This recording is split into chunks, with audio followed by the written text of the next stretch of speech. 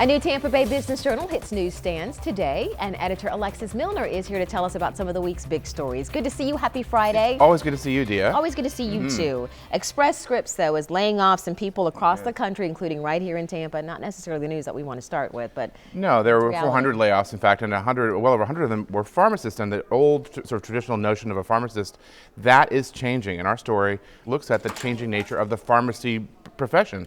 USF Health has put a lot of attention into educating pharmacists, but what we're finding is with these kinds of layoffs that the whole nature of that profession is changing.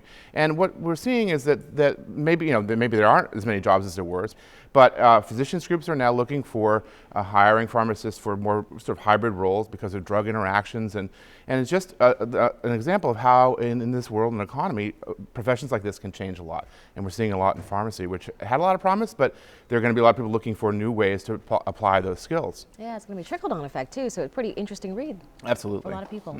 Also, a big contract is awarded to a Tarpon Springs company. This is good news. Yeah, Kokolakis Contracting, Jay Kokolakis, which is in Tarpon Springs, won a $50 million contract to renovate barracks at West Point. It's the second year in a row that they've done that. This is a company that works a lot elsewhere in federal contracts, and what they're finding is there are less bidders now for these big federal contracts, which is a sign that the economy is actually improving. When the economy was bad, you had folks that were not so familiar with these federal kinds of contracts, which are difficult and they have to have expertise, but it's a sign that the folks who are doing the work where they have expertise are working in those sectors, and then the federal contracts with less bidders means that things are kind of getting better in the contracting world, and that's a good sign for the economy. Absolutely.